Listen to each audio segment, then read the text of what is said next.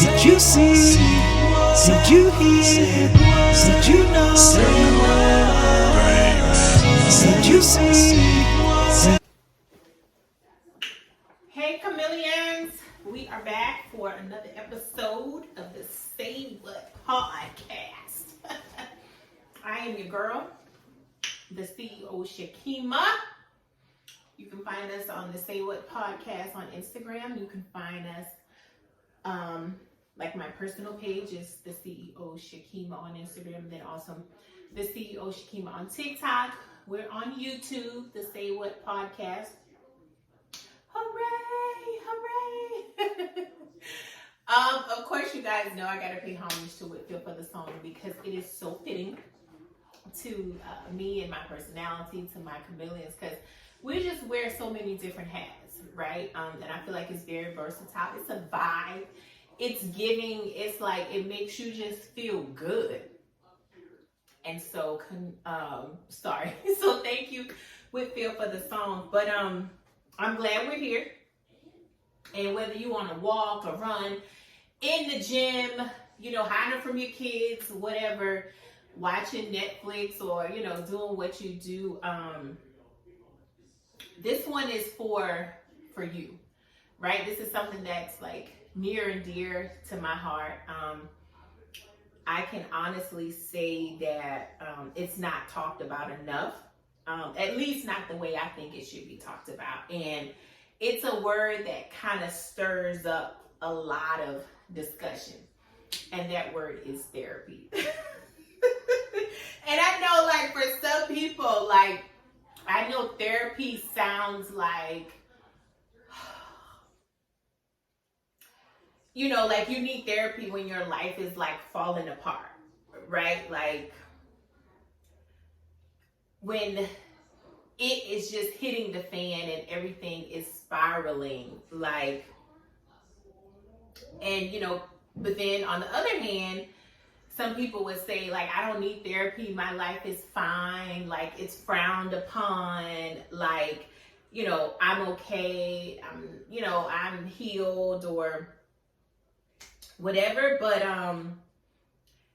let me just say this. Therapy is not just for when things are broken, right? It's not just for when, your life is falling apart. And even though you may think you're fine because you have been functioning in that for so many years, doesn't necessarily mean that things are fine. And therapy is not just a reserve for people who are,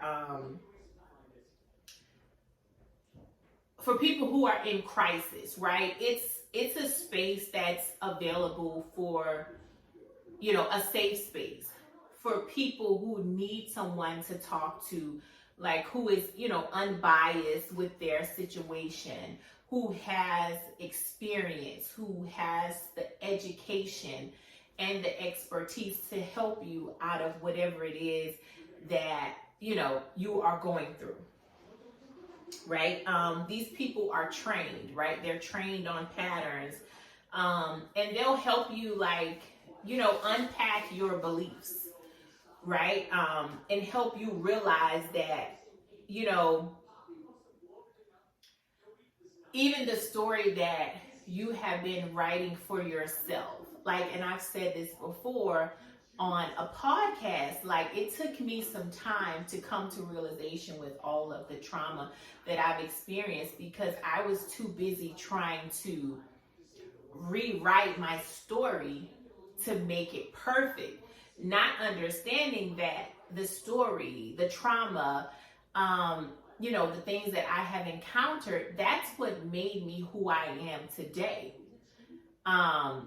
And therapy has helped me with that by giving me ways to manage and to cope, but also giving me such a wide road of healing and understanding that healing is not a destination, it's a journey. And then also understanding that you are responsible for your own healing. Like, all the people that have caused me trauma in my life, I had to forgive them because it's not their responsibility for me to heal.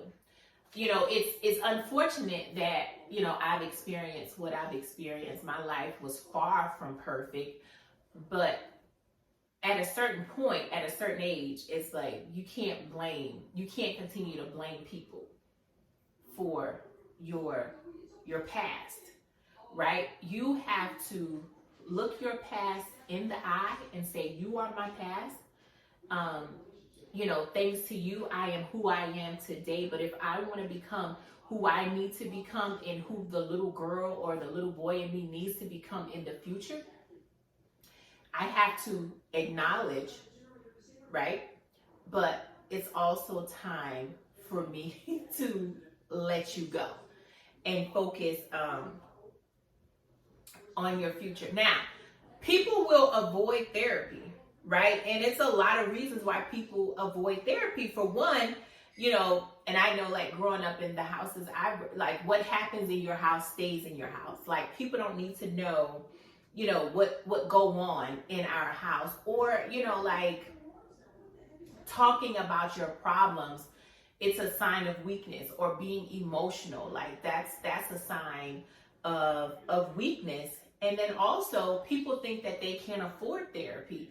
But if you work, and you have health insurance, because, mental illness is very prevalent and it has become a priority, right? So if you have health insurance, I would get with your health insurance provider and seek information about, the coverage when it comes to therapy, because most, health insurances, they do cover up to a certain amount, or, to a certain amount of sessions, or a certain amount of, monetarily. So I would get with your insurance provider.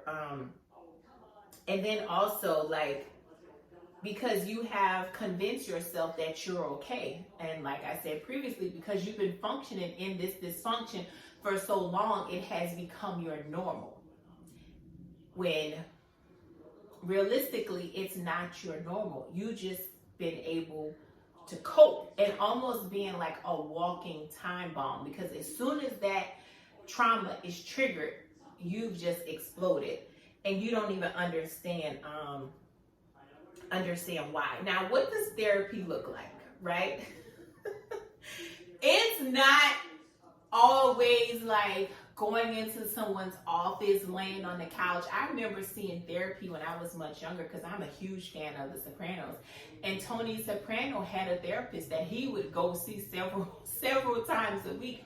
It was almost like he was going to repent all the bad things he's done. So I was familiar with therapy from The Sopranos, but I felt like I never needed therapy because I wasn't a soprano. Like, I didn't do the bad stuff that they did. So why do I need to go talk to a therapist? But I would tell you, most of the time, it's just two humans having a conversation. And your therapist is going to ask you, like, questions about, like,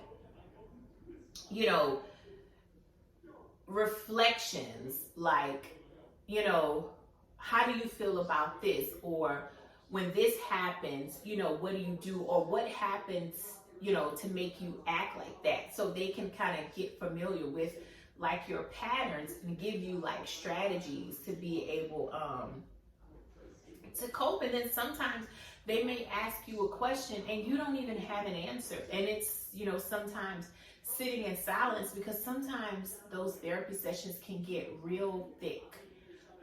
It can get real deep, because you're digging down into years and years, and maybe even decades of trauma that you're trying to get to the bottom of. And remember, you may not be healed when you come out of your therapy, because remember, as I previously said, therapy is not a destination.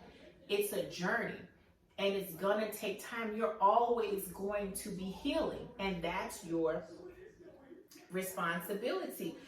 But then you'll have some sessions where you come out feeling like empowered, because you've been able to break through and get to the bottom of things. And it's like, that's why I would do that, or that's why that happened, or that's why every time I'm with this person, that happens. So, sometimes things are just going to click in therapy, and then sometimes it's not. And sometimes you may come out feeling worse than you did when you went in, because again, you're uncovering and taking band-aids off of decades of trauma and function and dysfunction. So you're gonna sometimes feel like a fish out of water, because your dysfunction is your comfort. So you have to get out of, outside of your comfort. And I would tell you this, you have to be honest with your therapist. It took me, I would say, maybe 3 sessions to really become honest with my therapist, because it was like the more I thought about things and the more things were uncovered, it was like the more I got into a shell, because I started feeling embarrassed, because I'm like, this is terrible. Like, the things that I have endured and, the trauma that has been posed upon my life, I'm just like, this is terrible. Like, I had this way about myself where it's like, I got it all together. I don't even really need therapy, right? And then I realized I'm just a big ball of mess. And therapy has become a part of my lifestyle, because I'm not going to sit here and say I don't. Yes, I need it. And I know when I'm done with therapy, I know my therapist probably have to go talk to her therapist.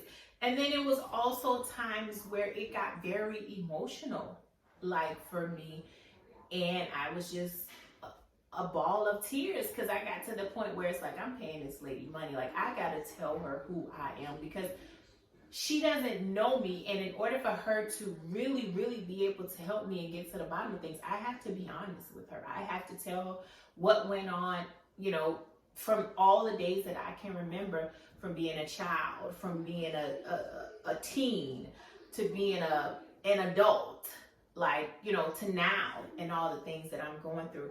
So it's like, I'm paying this lady, like, I need to be getting something out of this. And she's very, of course, very unbiased, right? She's a professional. She knows. She's probably seen cases like me, who can even count, how many times. But I just had to be very, very transparent, and just let it all out. Like, seriously, just let it all out. And I've learned that, therapy is not about like me being fixed, because in a sense, I'm not broken, right? It's more so like making space for humanity, right? Learning how to regulate my emotions, communicate better. I would say that I'm a much better communicator with the help of therapy. Because before, I could be feeling something, or somebody can make me feel something, and I don't even communicate it. I just keep it in, and then also just like giving so much of myself. And then when it's not reciprocated, it just kind of make me like ball up. So I've learned that, I'm just as important, if not more important, because if I'm not well, then everything around me is not going to be well. So, taking care of myself. And I've had this conversation with someone before. To be honest with you, SOS, he was like, you're too emotional. And I'm like, no, I'm not emotional. What I'm doing is expressing my emotions. And if it's something that I don't agree with, or I don't like the way you make me feel, I am going to first acknowledge it right away. And I'm going to express that to you, because that makes me feel a certain way. And I don't like the way that makes me feel. So I would prefer you not to do that. And I don't really want to keep having those conversations. So people may tell you, oh, you're so, no, I'm not emotional. I'm expressing my emotions, because most people don't want to be held accountable. And So they take it as offense.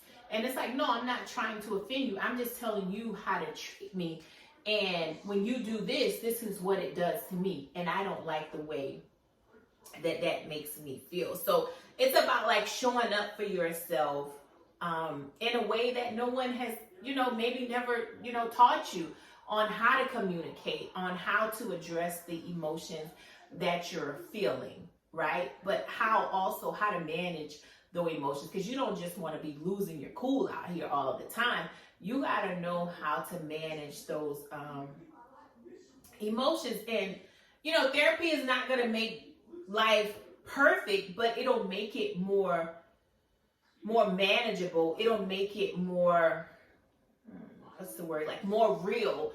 And you'll feel like, more free and in tune with yourself. And I'm telling you, the more you love yourself, the less BS you put up with. And I'm telling you, I'm gonna be honest, like my tolerance is very, very low when it comes to therapy.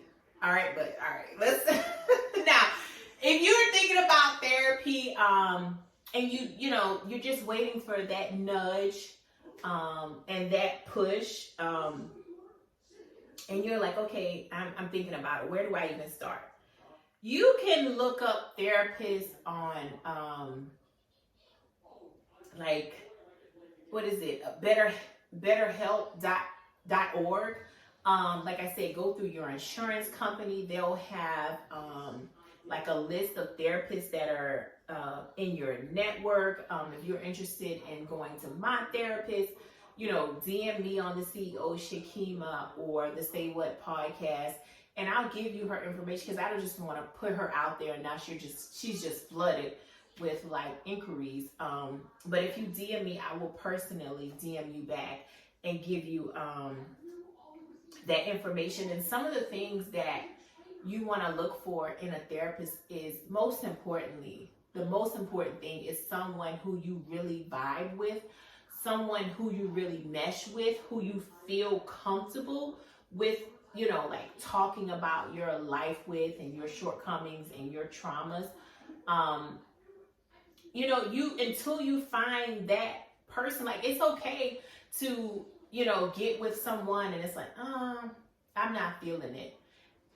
It's okay to leave that person and go to another person. Like, you don't have to sign a contract and be locked in. Like, if someone wants you to be locked in for 10 sessions or 20 sessions, you kind of want to stay away from that, because what if I don't jive with you, right? What if we don't have the same like morals and values? What if we don't have the same religious beliefs? Like spiritually, you don't really do it for me. So I would have a consultation and, kind of get a feel for your therapist, and let your therapist get a feel for you. And, ask those hard questions, like when it comes to, this, or when it comes to that, like what are some of your techniques? Some of your emotional management, like, what do you do in a time of this, or what do you do in a time of that? Or when I feel triggered, like, what do I do? So it's okay to shop around and, not be locked in when it comes to, finding that one, because that therapist is very, very, very important. So here's what I would say to you when it comes to therapy. You don't have to wait until like things are falling apart to seek support. Whether you're at the peak of your life, whether you're at the bottom emotionally in your life, like it doesn't matter. Therapy is just good because it's an unbiased, safe space for you to talk about, unpack your emotions. And even if you're at the top, when it comes to how you feel about the way your life is going, or whether you're at the bottom, it's like, it's good to have someone to talk about, because believe it or not, it's stressful being at the top as well. Like, because sometimes it can get lonely. Sometimes you have like survivor's remorse, and I've experienced that too. So it was good to have someone to talk to, or even feel like, you're just, life is good. I'm doing it, like I'm living in my prayers. But it's also a fear for one, staying there, right? Because you have to, do your best to maintain that. And that could be some triggers too. So it's good to have someone, to talk to, and your story is valid. Your feelings are valid. Like, you have a voice. Use your voice. Use your testimony. Don't try to rewrite an imperfect story to be perfect, because that imperfect story is what got you to this point, right? All the resilience you've shown, your diligence, your tenacity, your unwillingness to give up. Like, failure is not an option. The only failure you'll ever experience is giving up, because everything else is just a lesson, right? And that's just the way life goes. But I would say, Kimelons, as we bring it to a close, thanks for, spending time with me. And if anything I said resonated with you, I would love to hear from you. And if you are in therapy, I want to hear from you too. I want to hear how it's changed your life, how it's helped you. But then on the other end, if you're curious and you want to know more, please, reach out to me on Instagram, on YouTube, send me a voice note, like whatever you need. But let's keep this, conversation going. But I would say this, be kind to yourself, give yourself grace. You could be, like I said, decades in of trauma. It's not going to be overnight. It's a journey that's never ever going to end when it comes to healing and when it comes to happiness. So learn how to ignite that internal joy that's inside of you, and don't let, no situation, no trauma, no heartbreak or anything take that away from you. And I would say this, I love each and every one of you. I thank you for, rocking out with me. It's been 4 years since we've been doing this, and every episode I get even more and more excited about what's yet to come. So if you are someone who's ever thought about giving up, don't ever give up. And I'll talk more about this too,